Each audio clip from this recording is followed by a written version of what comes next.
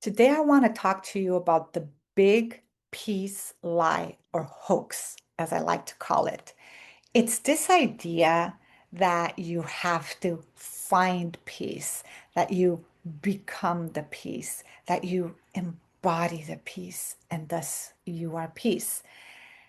There is some truth to that, but it's also deeply misleading. Because if you are struggling or have ever struggled to feel calm, peace will always feel out of reach, no matter how hard you work on yourself. How do I know this? That was me years ago. I had read many books. I had done the inner work. I had listened to the teachers, and I tried to fix everything I thought was wrong with my life and with me. Peace was still nowhere to be found. Here's what no one ever told me: peace isn't something you find and magically embody. It does not work that way. It is something you choose moment by moment, especially when life isn't peaceful and you're surrounded by chaos.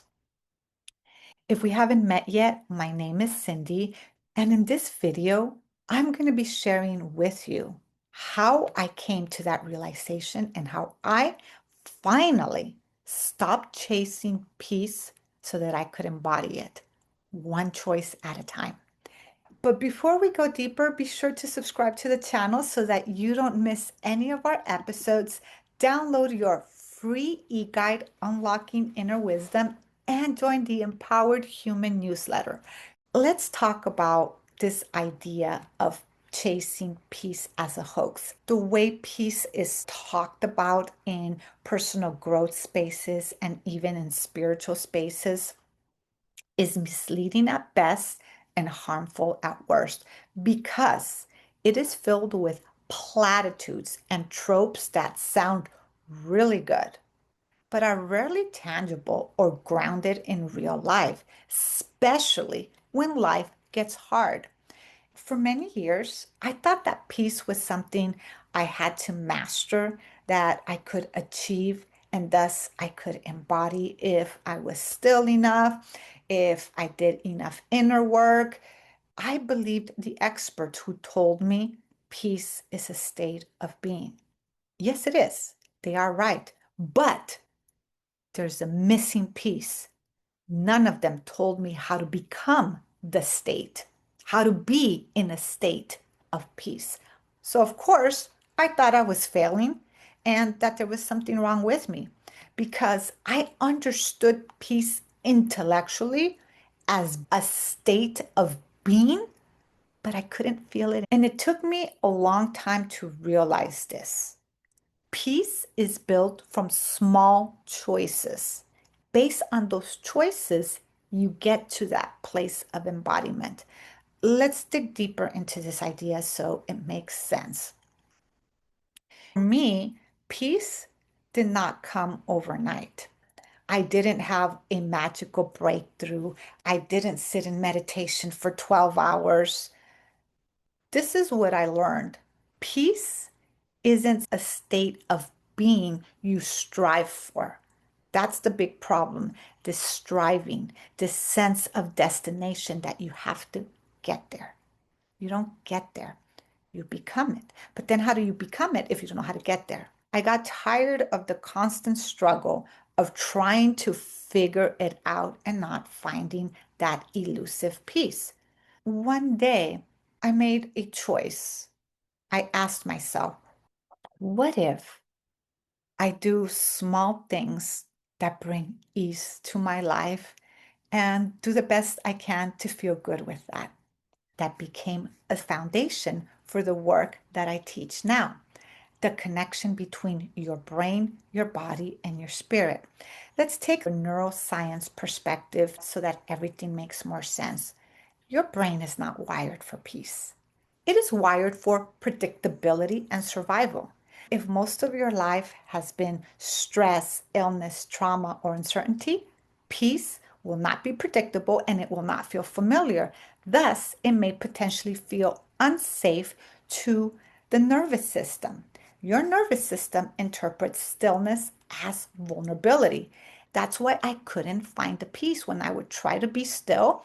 I actually got more anxious because I wasn't used to silence or stillness. Now, spiritually, it's basically your soul saying, stop searching out there, become what you're seeking. But then it takes us back to that catch 22. How do I become what I'm seeking if I don't know how to be what I'm seeking?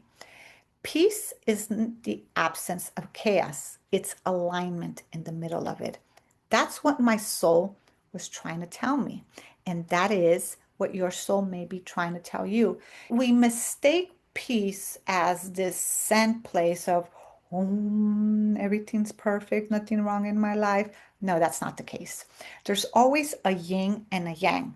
There's going to be moments, there's going to be seasons in your life where, yes, there is that stillness, that quietude, that flow. But there are also moments where there is chaos, where there's uncertainty, where there is unpredictability.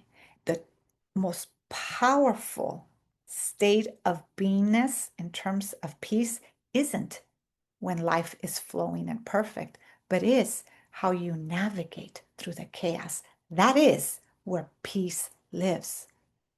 Peace is built through tiny, often overlooked choices that shift something inside. I learned this by pure accident. Later on, I was able to understand the science behind it. When I stopped chasing the peace, trying to become the peace, I asked myself, what can I do to feel good today? And for me, that's walking. I love walking. So I would go on walks and I would look at the flowers. I would take deep breaths. And during those walks, I started to feel good. Then I started to do other things grounded in self love and self care that brought a sense of wellness to me. And those stacked, they stacked upon one another. So, what ended up happening is instead of just having 10 minutes of ease and peace from a walk, I was able to have 20, 30 minutes, 40 minutes, an hour. And I was able to grow and expand because of micro choices that I was making to bring more ease into my life, into the way I move through the day. The foundation of creating peace within me was choices. And those choices were something that I embodied with my mind, my body, and spirit. At that time, I did not know that that was my nervous system learning to be at ease. And that was the beginning of understanding that choices change everything. It is choices that build micro moments that create long term peace. So now I'm going to share with you three choices that changed everything for me. The first thing I did, number one, is I stopped seeing peace as a reward, as a destination. Peace is not a price, it's a daily practice inside imperfection. Number two, I did not overhaul my life. I started small. Back then, I didn't realize how powerful this idea of starting small was. When you start small, you create micro habits. You can't run before you can walk. You have to build habits that create a practice. Micro moments, micro decisions help, and they interrupt survival patterns and start building new ones. Start small and build a habit that becomes a practice. It is that choice, those micro moments stacking on one another, that help you bring more peace into your life and you're able to then sustain it. This is what's happening in terms of neuroplasticity. Your brain starts to literally rewire itself through repetition, through safety, through presence. Every time you choose to pause instead of pushing, you're telling your nervous system, it is safe. You are safe. And so then you're able to go into a state of peace and presence. And number three, I redefine strength. Over the years, I built strength through small micro moments. Basically, I learned to speak gently to myself.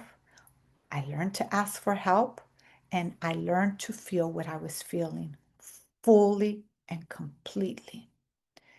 I didn't know how impactful that would be until my mother passed of COVID. I let the pain flow through me, but I chose to remember the love alongside the grief through those memories, through the gratitude of the incredible woman who raised me. And that's what I was talking about, that peace is being in alignment, even in the chaos, because you will experience chaos.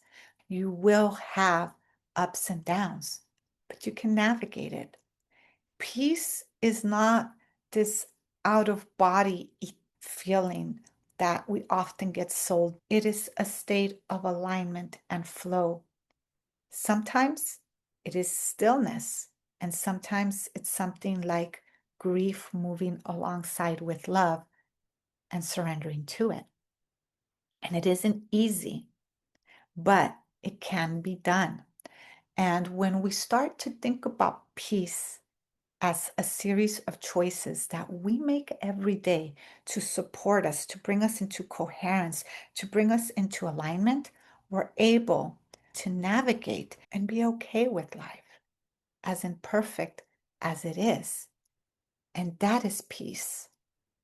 And that is how you embody peace through choices, through micro moments, through allowance. And it is not loud, it is quiet, it is internal. And here's what I learned: you do not need to be perfect to feel peace. You do not need to have it all figured out. You just need to stop resisting who you are in this moment. The peace I found isn't a feeling I hold all the time. It's a choice I return to, even when the days are hard, even when I fall out of peace. I make a choice and then I come back to it. And that's changed everything. And I hope that it helps you too, that you don't measure yourself against the platitudes and tropes around peace that are circulating out there, and that you make a choice unique and personal to you, to do micro decisions, micro choices, micro actions that bring ease, that bring safety into your nervous system so that it could grow, expand, and bring you the ease so that you can embody the peace that you already are. If this moves something in you, I have many resources. You'll find all the links in the description below. Until next time, make it a great day.